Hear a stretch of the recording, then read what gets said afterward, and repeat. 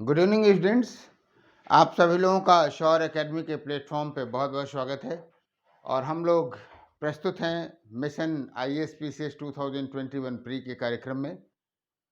इसके पहले हमने नास्तिक और वैदिक धर्मों पे विषय चर्चा की है संस्कृत और विरासत कालखंड के अंतर्गत।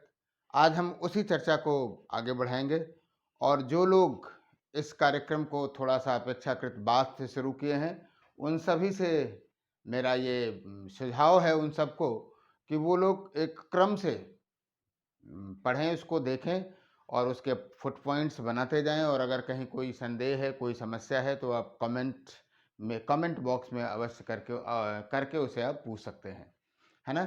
और इस कार्यक्रम से मैं आपको एक और भी गुजारिश है कि अधिक से अधिक छात्रों को जोड़ें, जैसे कि एक रिवीजन अच्छे से हो जाए। जो इस समय का माहौल चल रहा है नेगेटिविटी का, उससे लोग बाहर आएँ और सभी लोग एक मूवमेंट की तरह से, जो पढ़ने लिखने की बात जैसे लगता है कि जीवन की रफ्तार ठप हो गई है, हर जगह लॉकडाउन लॉकडाउन लॉकडाउन चल रहा है, तो शिक्षा के क्षेत्र में थोड़ा सा मोमेंटम आ सके उसके लिए ये कार्यक्रम लाया गया है।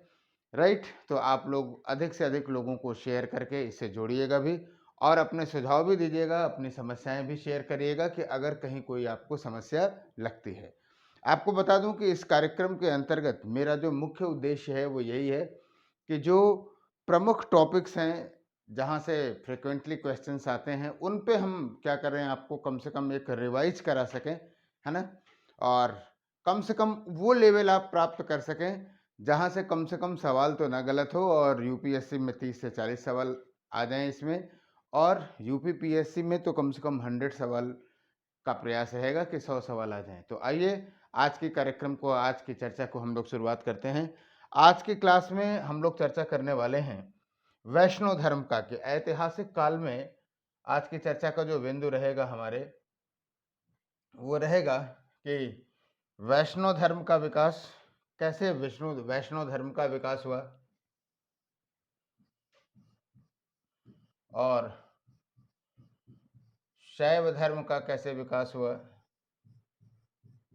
हल्की फुल्की चर्चा हम शाक्त धर्म की कर लेंगे।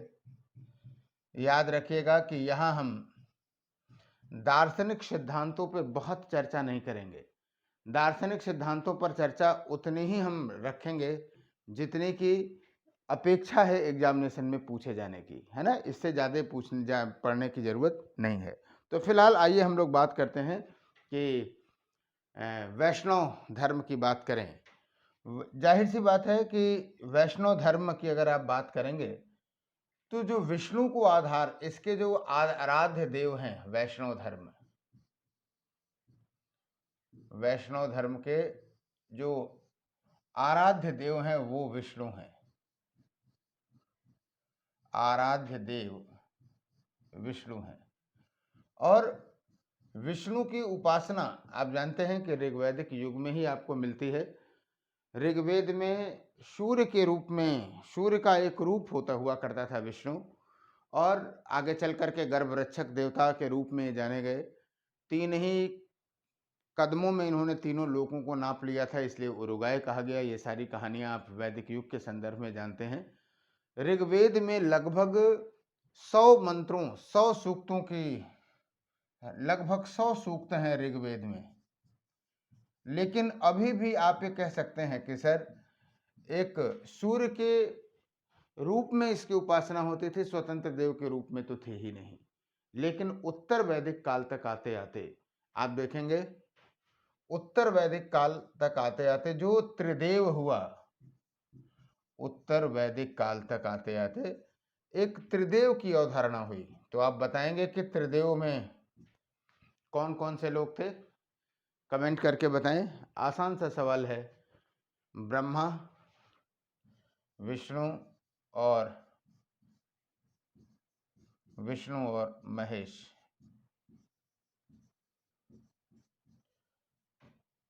और इन त्रिदेवों में भी सबसे ज्यादा अगर लोकप्रिय कोई हुआ तो कौन हुआ, विष्णु हुआ। कारण क्या था कि ब्रह्मा को माना गया कि ये सृष्टि के सर्जक हैं, सृष्टि इन्होंने उत्पन्न किया। विष्णु को माना गया कि विष्णु ने सृष्टि को पाला, तो जाहिर सी बात है जो पालन करता होता है उसकी जो क्या कहते हैं कि जो उसका जो महत्व है वो ज्यादा होता है, जो पालन करता होता है। और महेश के अंदर शिव की बात ये थी कि अगर कहीं कोई गलत हो रहा है तो दंड देने के लिए शिव थे, है ना। हालांकि ऋग्वेद से उत्तर वैदिक काल तक आते आते महेश या शिव के रूप में भी बहुत परिवर्तन हुआ, उसकी चर्चा हम शैव धर्म में करेंगे। लेकिन विष्णु चूंकि पालन करता थे और विष्णु की जो उपासना है वो अपेक्षाकृत अधिक लोकप्रिय हुई। आप कभी इस बात को जानते हैं, कभी ध्यान दिए हैं कि ब्रह्मा की पूजा फिलहाल बहुत नहीं होती। ब्रह्मा के लिए एक ही तीर्थ है भारत में। कौन सा तीर्थ है बताएं, जो कि ब्रह्मा की उपासना के लिए स्पेशली जाना जाता है? बताइए, कमेंट करें आप लोग। और हम उपस्थित रहते हैं आपके प्रश्नों को देखने के लिए और जानने के लिए। पुष्कर तीर्थ है, राजस्थान में पुष्कर है, पुष्कर में आप ब्रह्मा के करेंगे। लेकिन आपने कभी देखा कि ब्रह्मा की जो पूजा है या आपके घरों में ब्रह्मा आपको दिखता है देवता के रूप में? नहीं दिखता है। क्यों? क्योंकि यहाँ पे भी एक श्राप का मामला आता है। ब्रह्मा को पंचानन और चतुरानन जरूर कहा, दोनों कहा गया। तो एक मुख कहाँ गया? माना यह जाता है, कहानी है इसमें, मिथक है कि ब्रह्मा जो है अपनी ही पुत्री पर आसक्त हो गए थे, सरस्वती पर। और क्योंकि ये अपराध ब्रह्मा ने किया था तो कौन दंड दे? तो फिर महेश को कहा गया और महेश ने पंचानन से चतुरानन कर दिया। वो तो ब्रह्मा का ही अस्तित्व समाप्त करने वाले थे दंड देने के लिए, लेकिन यही श्राप मिला उनको कि पंचानन से चतुरानन कर दिया गया। और दूसरी बात ये कि उनकी जो उपासना है वो पृथ्वी लोक पर नहीं होगी, ऐसा कहा गया। और फिर बाद में एक स्थान कह दिया गया कि नहीं ठीक है, पुष्कर में ब्रह्मा की उपासना होगी। आप देखेंगे कि ब्रह्मा, विष्णु और महेश त्रिमूर्ति की मूर्तियां आपको मिलेंगी। ऐसा नहीं है कि त्रिमूर्ति की मूर्तियां नहीं मिलेंगी, खूब मिलेंगी, लेकिन ब्रह्मा की स्वतंत्र मूर्ति नहीं मिलती है। तो फिलहाल विष्णु, इसकी कोई जरूरत नहीं है, यहाँ पे इतना जानते हैं बहुत है। विष्णु लोकप्रिय हुआ और विष्णु इसलिए लोकप्रिय हुआ क्योंकि यह पालन करता देवता था, राइट। आपको बताएं कि वैष्णव धर्म का आगे जब विकास आप देखेंगे तो वासुदेवक या कृष्ण या भागवत संप्रदाय के रूप में होगा, है ना। तो हम लोग बात करते हैं भागवत धर्म। भागवत धर्म या इसे सात्वत वंश से थे कृष्ण, सात्वत धर्म भी कहा गया। और इसके जो संस्थापक हैं वो कृष्ण माने जाते हैं, वासुदेव कृष्ण, राइट। और कृष्ण का अगर उल्लेख अगर आप देखें तो हमने आपको बताया है छांदोग्य उपनिषद में देवकी पुत्र कृष्ण की चर्चा है और घोर अंगरिश के शिष्य के रूप में वहां पे उनकी बात कही गई है ना। और वैसे अगर आप ऐतिहासिक काल में उठा करके देखेंगे तो 8वीं शताब्दी ईसा पूर्व में, यानी पाणिनि के समय से भी वासुदेवक, जो कृष्ण के या वासुदेव के जो अनुयायी थे उन्हें वासुदेवक कहा गया। मौर्य काल में यूनानियों ने इसे हेराक्लीस कहा है, कृष्ण की उपासना को हेराक्लीस कहा है, याद रखिएगा, ये भी आपसे कभी पूछा जा सकता है ना। अच्छा, अब हम इसमें इसके ऐतिहासिक परिप्रेक्ष्य की बात भी हम करेंगे, लेकिन सबसे पहले आइए हम इसके जो सिद्धांत हैं उन सिद्धांतों की बात करते हैं, भागवत धर्म के सिद्धांतों की बात करते हैं। आइए, कुछ पहला जो सिद्धांत है वो है आपका व्यूह सिद्धांत, पंचव्यूह या पंचवीरों की उपासना, पंचवीरों की उपासना या पंचव्यूह। पहले हम इस भागवत या सात्वत धर्म में ऐतिहासिक विकास दो कालखंडों में हम लोग देखेंगे। पहली बात तो ऐतिहासिक विकास देखेंगे। हमको लगता है कि आपको अगर ऐतिहासिक विकास बता दूं तो थोड़ा सा आप में को पकड़ पाना आसान रहेगा। और एक दूसरा जो इसका धार्मिक परिप्रेक्ष्य है या सांस्कृतिक परिप्रेक्ष्य है उसकी चर्चा कर दूं, धार्मिक या सांस्कृतिक परिप्रेक्ष्य की चर्चा कर दूं तो दोनों पहलुओं को आप जान जाएंगे। तो निश्चित रूप से भागवतों या वासुदेवकों का सबसे पुराना अगर उल्लेख अगर आप कहेंगे तो पाणिनि के अष्टाध्यायी में मिलता है। संस्कृत का ये पुस्तक है व्याकरण की, पाणिनि की अष्टाध्यायी, 8वीं शताब्दी ईसा पूर्व की है, अष्टाध्यायी में मिलता है। अगर आप बात करें तो जो यूनानी लेखक हैं वो हेराक्लीस की चर्चा करते हैं। हेराक्लीस मतलब कृष्ण की पूजा की बात है। अब एक सवाल आपसे पूछता हूं, चलिए देखते हैं कौन कौन बता पाता है ये, कि वैष्णव धर्म का प्राचीनतम अभिलेखीय साक्ष्य कौन सा है, बताएं। 35 सेकंड आपके पास है, फटाफट बताइए कि वैष्णव धर्म का प्राचीनतम अभिलेखीय साक्ष्य। अच्छा सवाल है, आपसे कभी भी पूछा जा सकता है।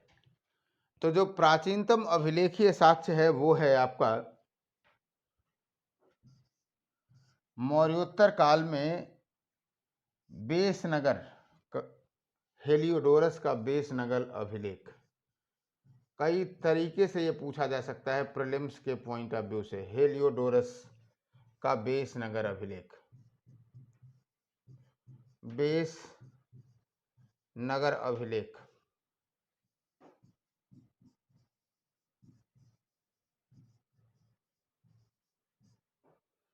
राइट। और वास्तव में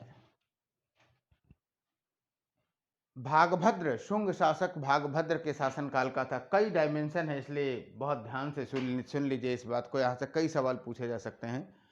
जो समकालीन शुंग शासक था वो कौन था, भागभद्र था, नवा शुंग शासक था, और उसकी अनुमति से हेलियोडोरस ने बेसनगर में एक गरुण स्तंभ की स्थापना किया था। और ये जो हेलियोडोरस था वो कहाँ था, तक्षशिला के का शासक का राजदूत था, तक्षशिला के शासक का दूत था। और उसने इसमें तक्षशिला के शासक का नाम भी लिखा है। तो आप बता सकते हैं, अच्छा सवाल है, पूछ लिया जाए आपसे कि हेलियोडोरस के बेसनगर अभिलेख में किस यूनानी तक्षशिला के किस शासक का नाम मिलता है, तो आप बता सकते हैं इसको। तो वो जानते रहिए, तक्षशिला के एंटियालकीट्स का नाम मिलता है। तो आप देखिए कई चीजें आ गई, एक तो एंटियालकीट्स आ गया, तक्षशिला का शासक। दूसरी बात आ गई आपके पास, क्या आ गई, कि भागभद्र के समय का था। तीसरी बात आ गई कि यह बेसनगर जो अभिलेख है वो क्या है, भागवत संप्रदाय का या वैष्णव संप्रदाय का प्राचीनतम अभिलेखीय साक्ष्य है। इसी के साथ आपको बताऊं कि एक नाम आता है मोरा अभिलेख। बहुत कम लोग जानते हैं, लेकिन जरूर जानते रहिए, कभी भी सवाल पूछा जा सकता है, ये कम इम्पोर्टेंट रहा है। और ऐसे सवाल पूछ लिया जाएगा कि निम्नलिखित में से कौन कौन से जो अभिलेख हैं वो वैष्णव धर्म से संबंधित रहे हैं। तो मोरा लेख है, और मोरा लेख में एक महिला के द्वारा 5 वृष्णवीरों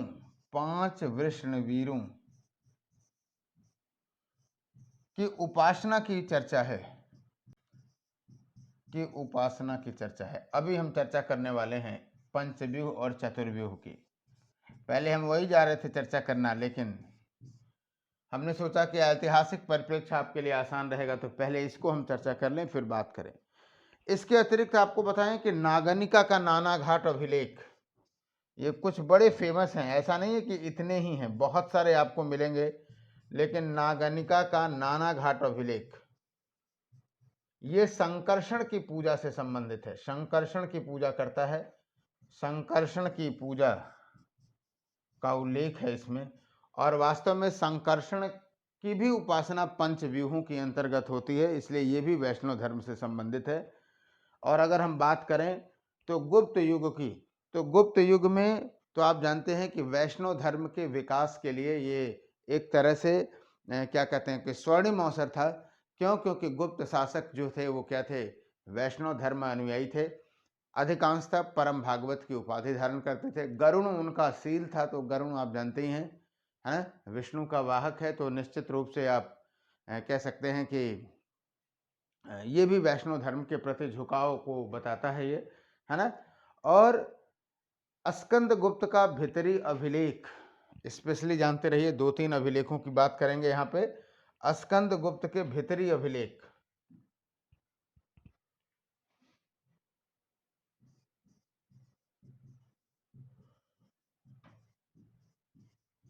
इसमें कृष्ण की पूजा की बात है।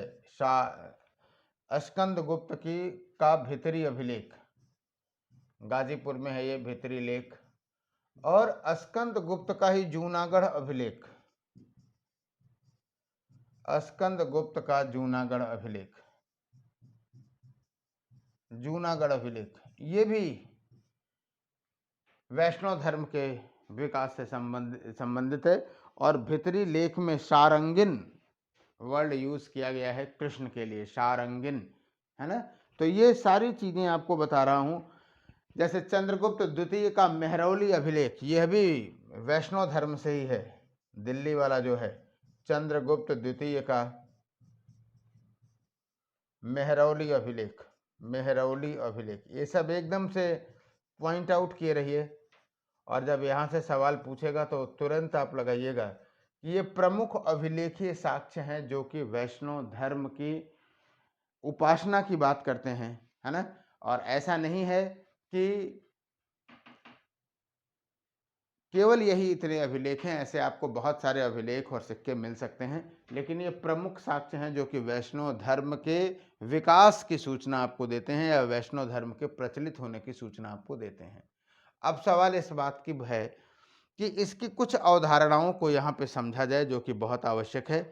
और इसमें जो आई पंचव्यूह की अवधारणा आई, पहले पंचव्यूह समझें, पंचवीर या पंचव्यूह इसको कहा गया, पंचव्यूह या पंचवीर। इसमें 5 देवताओं की पूजा होती थी, पंचवीर या पंचव्यूह की। वैष्णव सिद्धांतों में ये सबसे ये है। और इसमें पहला जो पंचवीर है, पहला वासुदेव है, वासुदेव।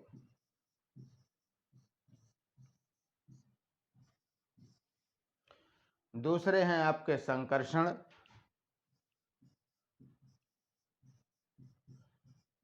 तीसरे हैं प्रद्युम्न, प्रद्युम्न, चौथे हैं अनिरुद्ध, अनिरुद्ध, और पांचवें हैं सांब। ये पंचव्यूह है, 5 लोग हैं।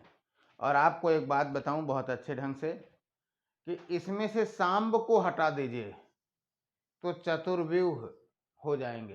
पहले 4 चतुर्व्यूह के अंतर्गत आते हैं और 5 जो हैं ये पंचव्यूह के अंतर्गत आते हैं। तो अगर कभी भी अगर इस तरह के सवाल पूछे जाएं कि चतुर्व्यूह में कौन नहीं आता तो सांब आता है। फिलहाल आप लोग बताना शुरू करें, शंकरषण किसके किसके पुत्र थे, आप बता सकते हैं, फटाफट बताइए। अब ये परंपरा का मामला है। वासुदेव रोहिणी, वासुदेव रोहिणी से उत्पन्न ये थे। ये प्रद्युम्न किससे थे, प्रद्युम्न जो थे वो रुक्मणी से थे, रुक्मणी से। और अनिरुद्ध जो थे वो प्रद्युम्न के पुत्र थे, प्रद्युम्न के पुत्र थे। और सांब जो हैं वो कृष्ण और जाम्बवती के पुत्र थे, कृष्ण और जाम्बवती,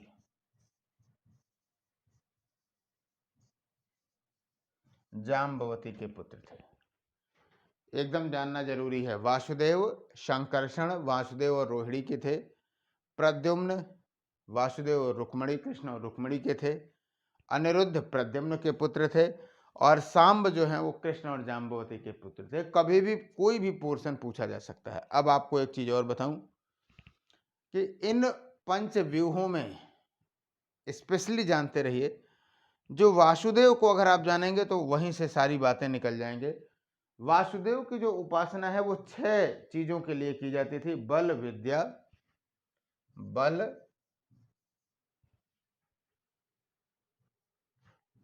बल, विद्या, ऐश्वर्य, वीर्य। बल, विद्या, ऐश्वर्य, वीर्य, शक्ति एवं तेज। शक्ति एवं तेज। अब जानते रहिए कि जो संकर्षण की जो उपासना होती है बल एवं विद्या के लिए, है ना, प्रद्युम्न की पूजा होती है ऐश्वर्य एवं वीर के लिए, और अनिरुद्ध की जो पूजा है वो है आपकी शक्ति एवं तेज के लिए है।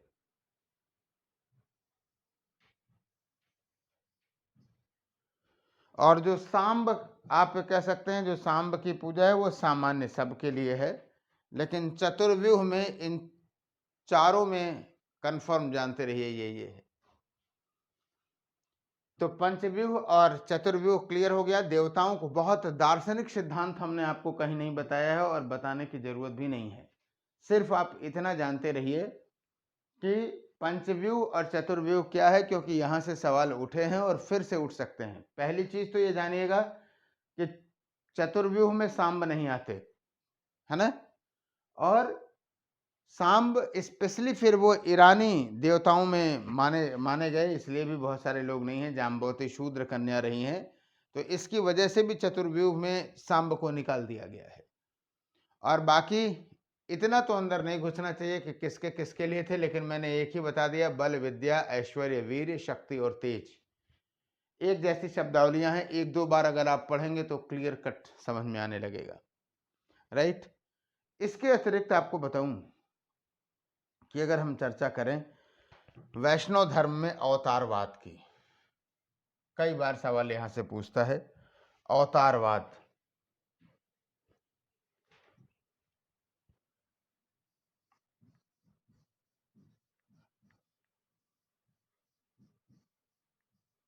एक तो यही बात कि अवतारवाद की जो अवधारणा है वो कहां से है, तो श्रीमद् भागवत गीता में है।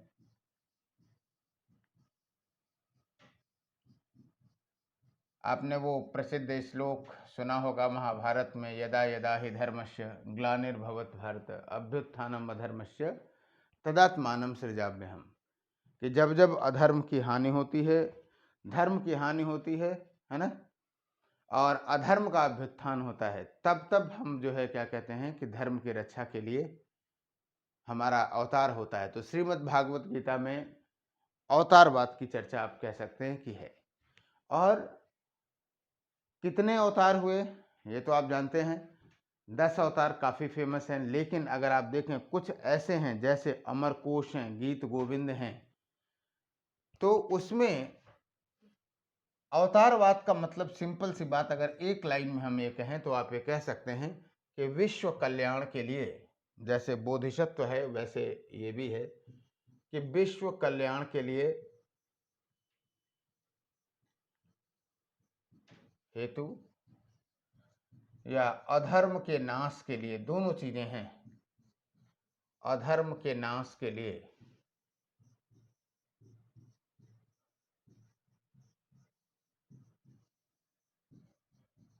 अवतारवाद की संकल्पना आई, अवतारवाद की संकल्पना आई। अब देखो आप लोग इस दृष्टि से देखते हैं, मैं दूसरी दृष्टि से भी देखता हूं। वो इसलिए भी आई कि कम से कम अधर्म को जो है क्या किया जा सके, हतोत्साहित किया जा सके, धार्मिक वाद व्यवहारों को प्रोत्साहित किया जाए, लोगों में एक डर रखा जाए, है ना, अच्छे कर्मों के लिए एक तरह से पॉजिटिविटी आए, इसलिए ये बात बताई गई कि अवतार अगर बहुत अनर्थ होगा तो फिर अवतार आवश्यक हो जाएगा, है ना। और वास्तव में सामान्यतः 10 अवतार लोकप्रिय हैं विष्णु के, लेकिन अधिकतम अगर आप चर्चा करेंगे तो अधिकतम 39 अवतारों की चर्चा है अमरकोश में, गीत गोविंद में। अवतारों की अगर आप चर्चा करेंगे तो मैक्सिमम 39 है, लेकिन जो लोकप्रिय अवतार हैं वो कितने अवतार माने जाते हैं, 10 अवतार माने जाते हैं। और ये 10 अवतार क्या हैं, ये कभी आपसे क्रम भी पूछा जा सकता है कि इनका क्रम क्या है। तो आइए 10 अवतारों के बारे में संक्षिप्त चर्चा करें। जैसे मत्स्यावतार। मत्स्यावतार आप लोग जानते भी हैं, और अगर नहीं जानते हैं तो कम से कम इतना जरूर जानें अपनी संस्कृति के संदर्भ में। मत्स्यावतार शतपथ ब्राह्मण में इसकी विशेष विशेष चर्चा मिलती है कि जिस तरह से जल प्लावन हुआ और मत्स्य के रूप में जो है विष्णु ने अवतार करके मनु को बचाया और उसके बाद फिर सृष्टि चली, है ना। तो ये मत्स्यावतार है, सबसे पहला है। दूसरी चीज कूर्मावतार।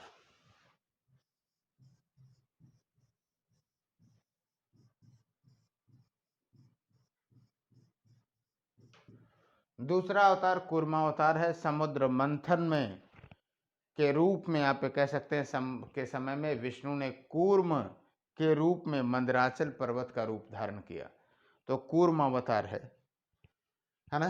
तो आप ये कह सकते हैं कि समुद्र मंथन से संबंधित है। इसका सीधे सवाल भी आपसे पूछा जा सकता है, ये समुद्र मंथन से संबंधित। तीसरा जो है वाराह अवतार। वाराह अवतार, जाहिर सी बात है ये कहानियां हैं, वैज्ञानिकता अगर आप खोजेंगे तो इतनी ही दिखेगी कि इन अवतारों का जो क्रम है वो मानव इवोल्यूशन के संदर्भ में है। जलीय जीवन भी सबसे पहले हुआ ना। तो वैज्ञानिकता अगर आप खोजने का प्रयास करेंगे तो आप ये कह सकते हैं कि सर इन अवतारों में हमें ह्यूमन बीइंग के इवोल्यूशन की एक झलक आपको दिखाई देती है ना। फिलहाल नेक्स्ट जो हुआ वो वाराह अवतार हुआ। हिरण्याक्ष ने, इसकी जो कहानी है वो आप जानते हैं कि हिरण्याक्ष ने क्या किया कि पृथ्वी को समुद्र में फेंक दिया। अब बताइए इसको डिफाइन कैसे करेंगे। हिरण्याक्ष ने पृथ्वी को समुद्र में फेंक दिया और फिर विष्णु ने वाराह रूप में धारण करके पृथ्वी को वापस ले आए, और ये वाराह अवतार है। और अगर आपसे बात करें, अच्छा सवाल पूछा जा सकता है कि वाराह अवतार जो है ना, गुप्त युग में अगर आप देखें तो सबसे लोकप्रिय अवतारों में से कौन सा था? वाराह अवतार था। चौथा नृसिंह अवतार है, हिरण्य कश्यप वाला नृसिंह अवतार, बनमानुष आप कह सकते हैं नृसिंह अवतार। हिरण्य कश्यप की कहानी, हिरण्य कश्यप और प्रहलाद की कहानी आप लोग बहुत अच्छे ढंग से जानते हैं। नृसिंह अवतार के बाद पांचवा जो है वामनावतार है। वामनावतार उरुगाय वाला जो मामला है, कहानी है राजा बलि का, वो वामन अवतार से ही संबंधित है। छठा जो है वो है आपका परशुराम।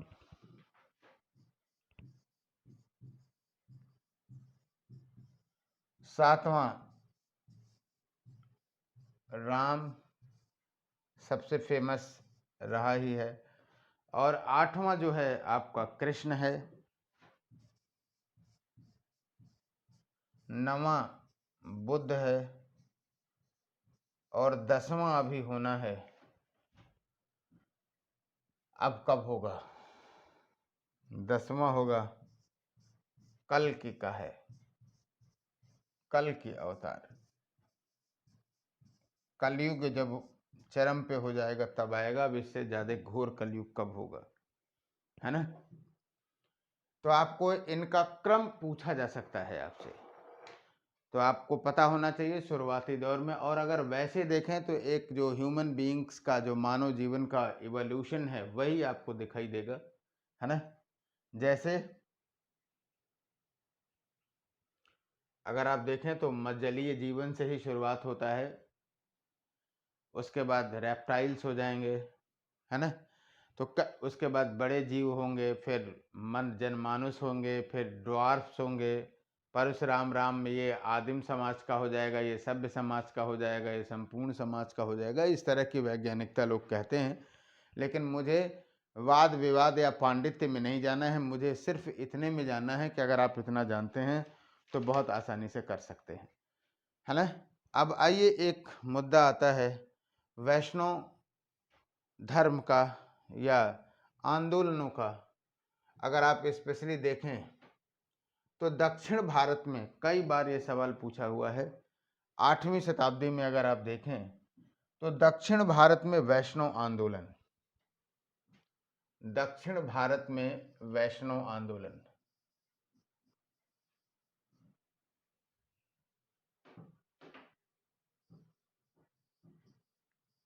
भारत में वैष्णव आंदोलन, वास्तव में उत्तर और दक्षिण भारत में आप देखेंगे बौद्ध और जैनों का प्रभाव हुआ, लेकिन 7वीं 8वीं शताब्दी में दक्षिण भारत में स्पेशली वैष्णव और शैव आंदोलन हुए, जिसमें से अलवार जो है वैष्णव संत थे और नैनार जो थे वो शैव संत थे। और इन लोगों ने तमिल में क्या किया कि भक्ति पदों की रचना किया, और वो जो भक्ति पद हैं तमिल परंपराओं में उनका जो क्या कहते हैं कि लेवल है या उनकी जो पहचान है वो एक तरह से वैदिक ग्रंथों की जैसी है। तो आप ये कह सकते हैं कि ये वैष्णव धर्म का इन्होंने प्रचार प्रसार किया और इसके माध्यम से बौद्धों एवं जैनों कि जो अच्छी तरह से जम चुके थे दक्षिण भारत में उन्हें वहां से हटाया, है ना। और फिर वही 300-400 सालों बाद आप देखेंगे तो उत्तर भारत में आपको दिखाई देगा। अभी एक सवाल आपसे पूछते हैं, कुछ नाम आप जानते रहिए, जैसे पोइगई, पूडम, पेरियम, पेरियाल, ये सब नाम मुझे नहीं लगता है पूछे जाएंगे, लेकिन हमने लिख जरूर दिया। तिरुमल्लराई, तिरुमंगई, तिरुप्पण, थोंडार, कुलशेखर, है ना, नामल्लवार, मधुर और आंडाल। दो चीज़ों को जानने की ज़रूरत है। पहले ये कि कुलशेखर जो थे ये राजा थे खुद, ये पूछा जा सकता है, राजघराने से थे, केरल में राजघराने से थे। और जो आंडाल थी ये एकमात्र महिला वैष्णव संत थी, एकमात्र महिला वैष्णव संत थी। इससे ज़्यादा तो नहीं पूछा जाना चाहिए।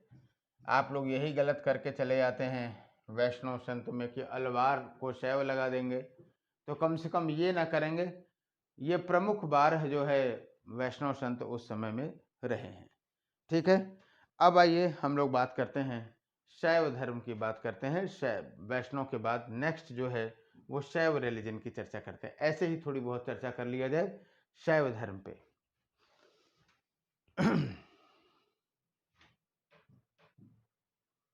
शैव धर्म पे, और वास्तव में अगर आप देखें तो यह एक आद्य ऐतिहासिक धर्म है, प्रोटो हिस्टोरिक है। बताइए,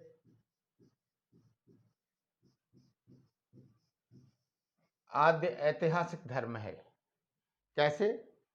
क्योंकि इंडस वैली सिविलाइजेशन से जो है अगर आप देखेंगे तो इंडस वैली सिविलाइजेशन में जो शिवलिंग मिले हुए हैं, जो पशुपति है, पशुपति की जो मुद्रा मिली हुई है वो पशुपति मुद्रा, और प्लस क्या कहते हैं कि जो शिवलिंग मिले हुए हैं लिंग, वो ये माने जाते हैं कि आद्य ऐतिहासिक है। और इसीलिए शिव को हम लोग क्या मानते हैं कि आर्यों और अनार्यों दोनों का देवता था, आर्यों और अनार्यों का, ये बात कहा गया है ना, आर्यों एवं अनार्यों का देवता था।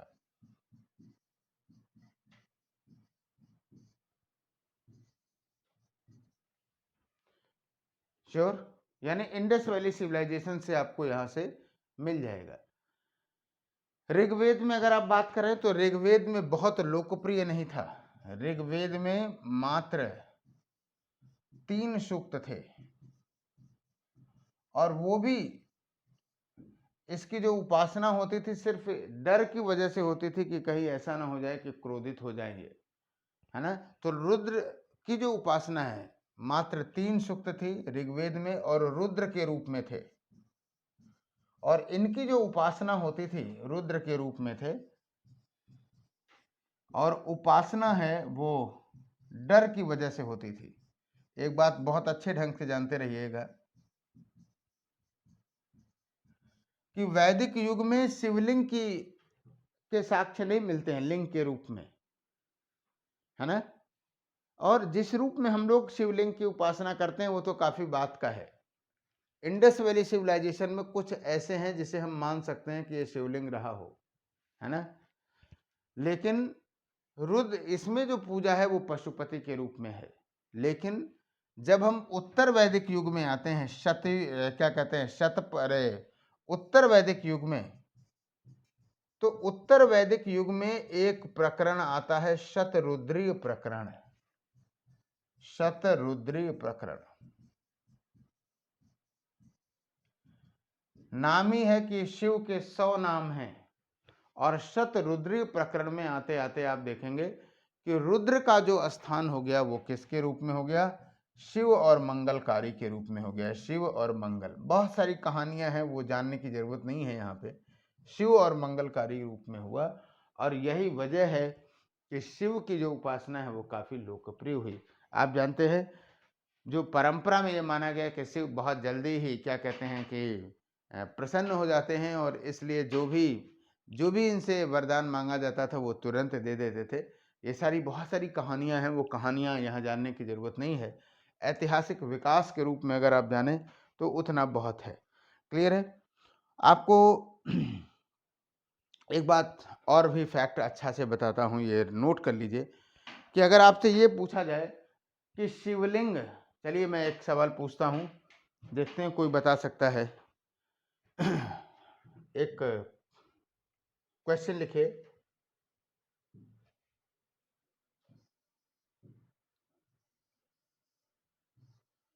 कि लिंग पूजा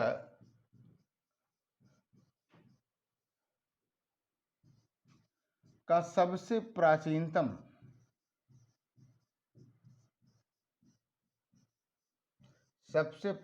साहित्यिक स्रोत कौन सा है।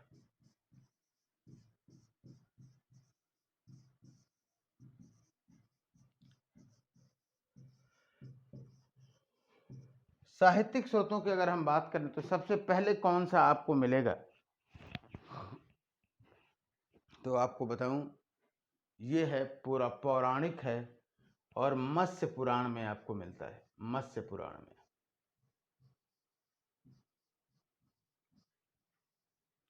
और यही एक सवाल और लिखिए, पूछा जा सकता है कि प्राचीनतम मूर्ति शिव की लिंग के रूप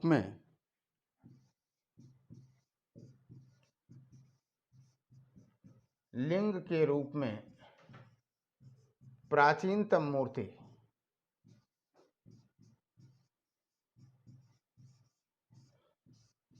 कहां से मिली है। जिस रूप में हम लोग बात करते हैं तो आप लिख लीजिए गुड्डिम लंग, रेणुगुंटा में मिली है। गुड्डिम लिंग रेणुगुंटा में।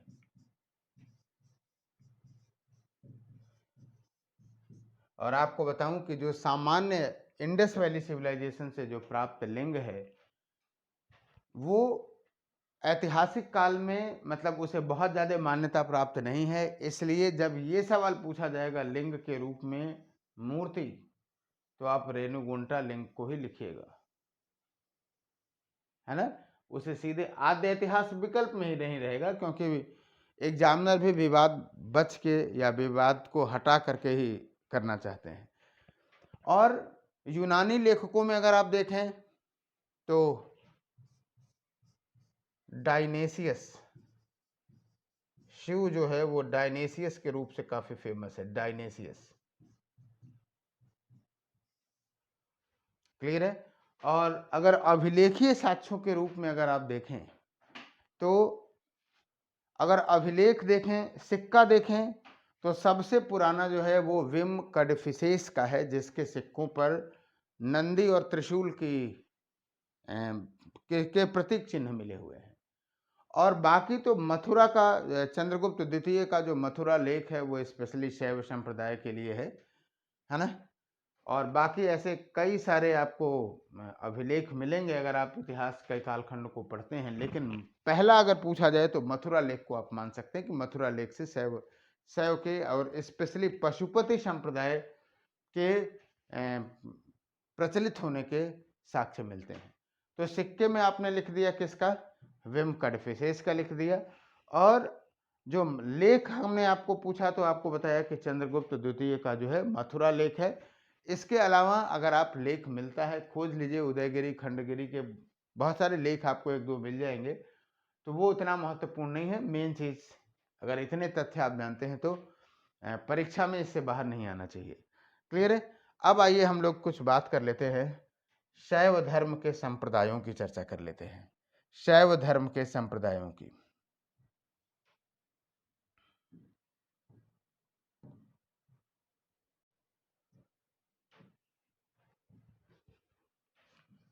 शैव धर्म के संप्रदाय। और मैंने पहले भी बताया कि क्या है कि एक धर्म के अंतर्गत कई संप्रदायों का विकास हो जाता है। और ये जो संप्रदाय हैं वो क्या है कि सामान्यतः शैव धर्म के सामान्य बातों को मानते हुए कुछ उनमें मौलिक अंतर, कुछ विषयों पर, कुछ बिंदुओं पर अंतर होता है, इसलिए वो अलग अलग संप्रदायों के रूप में विकसित हो जाते हैं। तो आइए हम बात करते हैं जो प्रमुख संप्रदाय रहे हैं। वो सबसे पहले हम चर्चा करना चाहेंगे लकुलिश का। पहला जो संप्रदाय है वो है पाशुपत संप्रदाय। पाशुपत संप्रदाय, बहुत सारे संप्रदाय हैं जिनका आपको स्पष्ट वो भी नहीं मिलेगा, क्या कहते हैं कि कौन संस्थापक था, बस संप्रदायों का विकास हो गया कालक्रमानुसार, है ना। तो आइए देखते हैं जो पशुपति संप्रदाय हैं ये दूसरी शताब्दी ईसा पूर्व के आसपास आपको मिलेगा। और इसके जो संस्थापक हैं लकुलिश है। इसके जो संस्थापक हैं वो लकुलिश।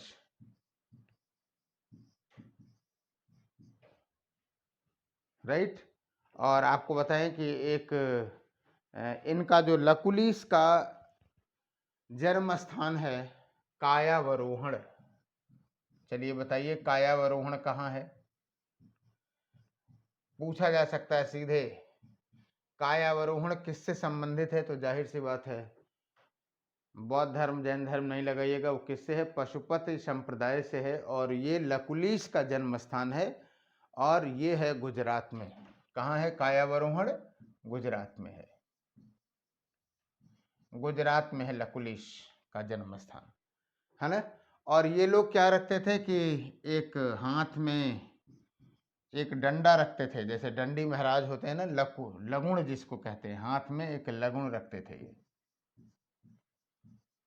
लगुण रखते थे। राइट, लकुलिश हो गया।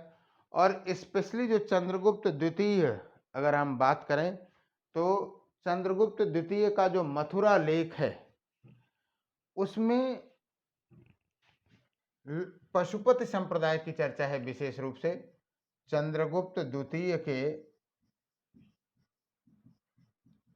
मथुरा लेख में इसकी चर्चा है।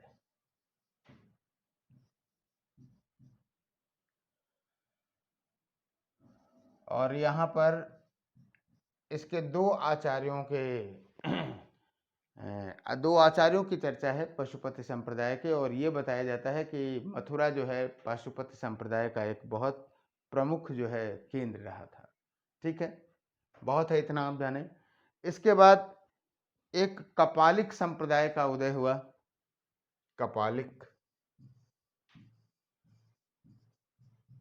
कपालिक और कालामुख, ये सब 8वीं 9वीं 10वीं शताब्दी में है। कालामुख, और ये तंत्रवाद से प्रभावित हैं। कपालिक और कालामुख दोनों जो हैं तंत्रवाद से प्रभावित हैं। और तंत्रवाद में क्या आ गई, वही अघोर पंथ जिसको आप कहते हैं कि कठोर साधना करना, उलूल जुलूल हरकतें आप कह सकते हैं। फिलहाल कालामुख जो है क्या कहते हैं कि इनके जो प्रमुख जो वो थे, क्या कहते हैं कि काल भैरव, जिसको आप कहते हैं, काल भैरव की पूजा होती थी। और आज भी अगर आप लोग काल भैरव के मंदिर जानते होंगे, काल भैरव की पूजा, तो वहां पर शराब चढ़ती है। अब आप छोड़ लीजिए, शराब प्रसाद रहती थी इनकी। और आज भी मैं देखता हूं कि बहुत सारे लोग जो काल भैरव को शराब जो चढ़ाते ही हैं, अंगुली वो अंगूठी वो उसमें अंगुली में से खून जो है वो काट करके उनको चढ़ाया जाता है, टीका किया जाता है उससे। तो जाहिर सी बात है कि ये एक तरह से तंत्रवाद का इम्पैक्ट है ये। और यहाँ श्रीशैल, कपालिकों का जो प्रमुख था वो था श्रीशैल, एक केंद्र था श्रीशैल, सबसे प्रमुख केंद्र श्रीशैल ही था। कालामुख की अगर आप बात करेंगे तो ये कपालिकों से भी भयंकर थे। अघोर पंथ जो आज के रूप में अगर आप कहें, अगर किसी से मिले हों, मिलने की कोई आवश्यकता नहीं है अघोर पंथ की, बस आप जानते रहिए कि एक इनका एक ऐसा विचित्र साधना है ना, कि इनको जो धार्मिक स्वतंत्रता का जो अधिकार है वो भी नहीं दिया जा सकता। कहो नंग धड़ंग रहें, जो जो शमशान की जो है वो लगाते हैं, क्या कहते हैं, भस्म धूत लगाते हैं, उसी में मांसाहार करते हैं, खोपड़ी में ही पानी पीते हैं। मैंने इनकी कुल मिला के इनकी हरकतें ऐसी हैं जो कि एक सिविलाइज्ड जो सोसाइटी है उन्हें आप क्या कह सकते हैं कि उसमें उसमें उनको मान्यता नहीं दी सकती, वो एकदम अपवाद समझ लीजिए। ठीक है, तो कहने का मतलब ये है कि ऐसा नहीं है कि इसको कोई कालामुख संप्रदाय से संबंधित होगा तो वो ये क्या कह लें कि उसको अपने दिल पे ले लेगा। बस ये जानते रहिएगा कि ये एक अतिवादी चरमपंथ था, और भारतीय समाज में कभी भी चरमपंथ जो है वो क्या रहा कि एक्सेप्टेड नहीं रहा। जहाँ कहीं भी तंत्रवाद है या चरमपंथ है, उसके कुछ अनुयायी हो सकते हैं, उनकी कुछ अपने अनुभव साधना हो सकती है, वो अलग है, लेकिन जन सामान्य ने उसे स्वीकार नहीं किया। तो कालामुख संप्रदाय या जो कपालिक संप्रदाय था, आप कह सकते हैं कि इसी तरह से थोड़ा सा अलग थलग था। राइट। अब आइए हम लोग बात करते हैं वीर शैव या लिंगायत संप्रदाय। वीर शैव या लिंगायत संप्रदाय थोड़ा सा फैक्चुअल है लेकिन जानना जरूरी है। वीर शैव और लिंगायत संप्रदाय। और एक आप लोगों से जरूर कहूंगा कि जो टॉपिक आप यहाँ पढ़ रहे हैं ये राइट टाइम है। आप लोग जो पुराने क्वेश्चन आए हुए हैं, हम लोग MCQs भी लाएंगे, लेकिन जो पुराने प्रश्न आए हुए हैं उन्हें तो आप लोग कम से कम इसी समय लगाएं, और अगर कहीं कोई प्रश्न रह जाता है तो उसे आप जरूर बताएं। तो वीर शैव और लिंगायत संप्रदाय, इसकी जो स्थापना किया किसने? चिन्ना वाशव, चिन्ना अल्ल प्रभु या चिन्न वाशव। अल्ल प्रभु इसके संस्थापक थे और चिन्न वाशव थे। और इनके जो अनुयायी थे वो क्या कहते थे कि बाह में या इसमें क्या कहते हैं, गले में एक शिवलिंग पहना करते थे, है ना। और इनके जो क्या कहते हैं कि गीत हैं या जो इनकी शिक्षाएं हैं, ये कभी भी पूछा जा सकता है। पहली बात तो आप जानते रहिए कि शिवलिंग धारण करते थे,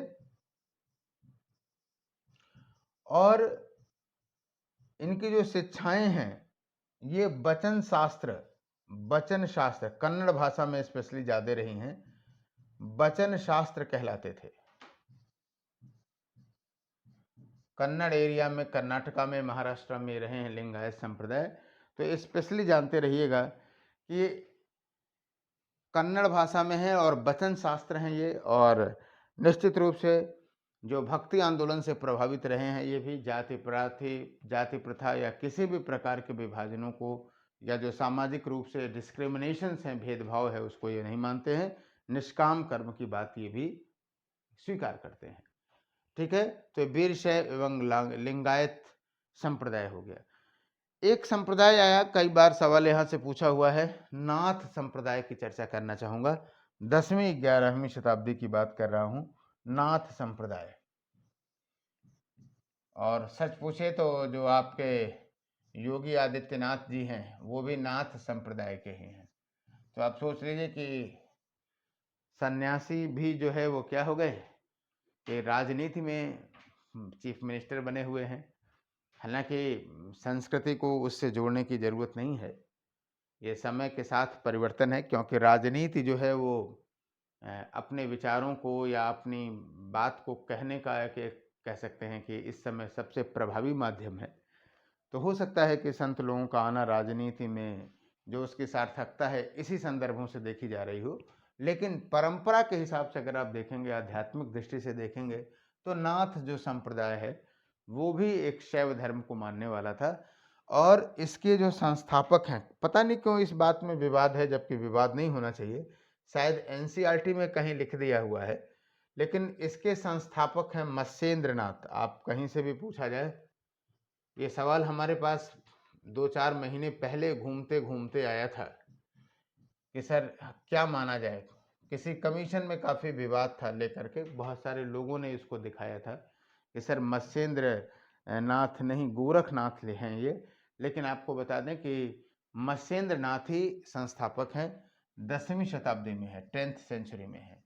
और इसी परंपरा में कई नवनाथ हैं। मत्स्येंद्र नाथ संस्थापक जरूर हैं, लेकिन नवनाथ हैं। और नाथों को माना जाता है शिव का प्रतीक माना जाता है ना। और ये लोग जो है योग साधना में मत्स्येंद्र नाथ और ये 10वीं शताब्दी में ये थे, और 11वीं शताब्दी में गोरखनाथ, गोरखनाथ 11वीं शताब्दी में थे, काफी फेमस थे 11th सेंचुरी में। और गोरखनाथ की जो पीठ है वो गोरखनाथ के द्वारा ही स्थापित है ना। और मत्स्येंद्र नाथ, गोरखनाथ, कई लोग हुए, चौरंगी नाथ, चरपटी नाथ, बड़ी लोकप्रिय कहानियां हैं। लेकिन प्रीलिम्स से चूंकि इसका कोई मतलब नहीं है, तो फिर हम अनावश्यक वहां पे एंट्री नहीं कर रहे हैं। तो आपको बताऊं कि ये लोग स्पेशली योग साधना पे विश्वास करते थे, और इनके मठों में महिलाओं के लिए कोई स्थान नहीं था। हालांकि आज ऐसी कोई बात नहीं है, गोरखनाथ में जाइए तो महिला पुरुष सभी लोग जाते हैं, बहुत अनुशासन रहता है योग साधना। और आपको बताऊं कि मत्स्येंद्र नाथ को स्पेशली अवलोकितेश्वर कहा गया। याद रखिएगा, ये कभी पूछ देगा, अवलोकितेश्वर। और तिब्बत में इनको कहा गया सिद्ध लुई पाद, सिद्ध लुई पाद। आपको बताऊं कि आज की क्लास में हमने फैक्चुअल पहलुओं पर ज़्यादा टच किया। ऐसा नहीं कि इसके सैद्धांतिक पक्षों को हम नहीं जानते हैं, लेकिन हमारे जानने की बात नहीं है। बात यह है कि आपके जानने का इसमें कोई फायदा नहीं है ना। तो रुचिकर नहीं है, बस ये जरूर जानिए कि इतना जानना आवश्यक है। मालूम हुआ उठा के पूछ दिया गया सिद्ध लुई पाद के रूप में कौन जाना जाता है, तो मत्स्येंद्र नाथ है सिद्ध लुई पाद, और अवलोकितेश्वर के रूप में भी इन्हें जाना गया है ना। और निश्चित रूप से आप ये कह सकते हैं कि 10वीं-11वीं शताब्दी में एक लोकप्रिय संप्रदाय था। और कुछ एरियाज में, खास करके गोरखपुर में, नेपाल में भी इसके वो था जो पशुपतिनाथ था। नाथ संप्रदाय का तो अब दो ही रही है, पशुपतिनाथ और गोरखनाथ है, ठीक है। और जो योगी आदित्यनाथ जी हैं वो भी इसी परंपरा में हैं। गोरखपुर में अगर आप जाएं, चूंकि मेरा नेटिव प्लेस रहा है तो मैं जानता हूं, तो वहाँ पे भी योग केंद्र चलता रहा है। लेकिन योगी जी ने क्या किया है कि योग केंद्र के साथ साथ गोरखनाथ में जो एलोपैथिक का भी सेंटर खोल दिया हुआ है। काफ़ी बड़ा जो बीआरडी मेडिकल कॉलेज है उसका एक कह सकते हैं कि भार जो है कम करने का एक प्रयास था, ये पहले ही किया था। और अब तो एम्स की भी स्थापना हो गई है। तो जो एक पूर्वांचल का एक बहुत बड़ा वो था, क्या एरिया था, गोरखपुर, महाराजगंज, देवरिया, और फिर उधर से बिहार से सटा हुआ, तो काफ़ी प्रेशर है, एक मेडिकल हब भी है। तो उसमें आप ये कह सकते हैं, तो योगी जी की काफ़ी आलोचना जो पारंपरिक नाथ संप्रदाय वाले हैं वो एक इस बात के लिए करते हैं कि भाई, कि उनको अगर करना ही था तो योग रिसर्च सेंटर किए होते या उसमें ज़्यादा किए होते, एलोपैथिक को क्यों लेना। लेकिन समय के साथ परिवर्तनशील होना ये भी बहुत आवश्यक है ना। तो कहने का मतलब ये है कि नाथ संप्रदाय को आप यहाँ जानिए एक शैव संप्रदाय के रूप में था। उसी तरह से आपको बताऊं कि शाक्त धर्म का भी विकास हुआ। कोई खास महत्वपूर्ण नहीं है, बस सुन लीजिए, जानते रहिए। इसके जो आराध्य हैं वो शक्ति को केंद्र मान करके हुआ। और शाक्त धर्म में भी जो दो मार्ग हैं इसमें, एक तो कौल मार्गी है और एक जो है समयाचारी है। कौल मार्गी पंच मकार वाले हैं, वो भी वही तंत्र साधना वाले हैं, त्रिपुर सुंदरी वाले, जो कि पंच मकार में विश्वास करते हैं। मांस, मदिरा, मैथुन, मत्स्य, मुद्रा, ये सारी चीज़ें हैं, उनकी साधना का एक तरीका है। आसाम में कामाख्या में आप देख लेंगे ऐसे साधक आपको मिल जाएंगे, ठीक है। तो ये शक्ति उस पे था, और ये लोग योनि और लिंग की पूजा करते हैं, और चक्रों में चक्र बनाते हैं। इन लिंग और योनि का जो है योनि पूजा स्पेशली करते हैं, और 9 चक्र बना करके उसकी साधना किया करते हैं। तो बड़ी कठोर साधनाएं रहती हैं। फिलहाल अगर हम बात करें शक्ति की उपासना से संबंधित लेकर के, अगर हम बात करें, तो निश्चित रूप से इसके भी साक्ष्य हमको कहाँ से मिलते हैं? आद्य ऐतिहासिक ही मिलते हैं। क्यों? क्योंकि आप इंडस वैली सिविलाइजेशन को उठा करके देखेंगे तो वहाँ पे मातृ देवियों की उपासना होती थी ना। और उसके बाद आगे चल करके देवियों की उपासना ऋग्वैदिक युग में भी आप देखेंगे तो थोड़ा सेकेंडरी है, लेकिन देवियाँ तो वहाँ पे भी हैं, उषा हैं, अदिति हैं, सरस्वती हैं, इला हैं, है ना। ये सारी बातें हमने आपको बताई वहाँ पे। ऐतिहासिक काल में आकर के आप देखेंगे कि सप्त दुर्गाओं, सप्त मातृकाओं की चर्चा हुई, और गुप्त युग में आते आते 8 और वो 9 दुर्गे की स्थापना हुई। और देवी शक्ति के पूजन का सबसे महत्वपूर्ण अगर आप साहित्यिक स्रोत अगर उठा करके देखें तो मार्कंडेय पुराण है, और मार्कंडेय पुराण में ही दुर्गा सप्तशती है, जहाँ आज भी हम लोग जो है नवरात्रियों में दुर्गा सप्तशती का पाठ करते हैं। तो कहीं न कहीं शक्ति पूजा को लेकर के आज भी जो है आप देखेंगे कि शक्ति पूजा, अगर आज के डेट में अगर हम आपसे पूछना चाहें कि सबसे लोकप्रिय देव कौन है, देवता या देवी, तो आप ये कह सकते हैं कि मंदिर तो भले नहीं है, लेकिन दुर्गा या शक्ति के उपासक आपको बहुत सारे मिल जाएँगे, खास करके बंगाल, बिहार, यूपी, है ना? अब तो हर जगह हैं। तो दुर्गा मंदिर भी काफ़ी फेमस रहे हैं, लेकिन हमको उतना ज़्यादा क्या कहते हैं उस पे कंसंट्रेट नहीं करना है। मुख्य रूप से ये जानना है कि मार्कंडेय पुराण में जो है क्या कहते हैं कि 9 दुर्गे या दुर्गा जो सप्तशती है वो उसमें ही इनकी विशेष विशेष चर्चा है, राइट। तो ये सारा रहा आपका वैष्णव शैव और शाक्त धर्मों के संदर्भ में, राइट। कल हम लोग मिलते हैं एक नए टॉपिक पे। बहुत बहुत धन्यवाद, थैंक यू।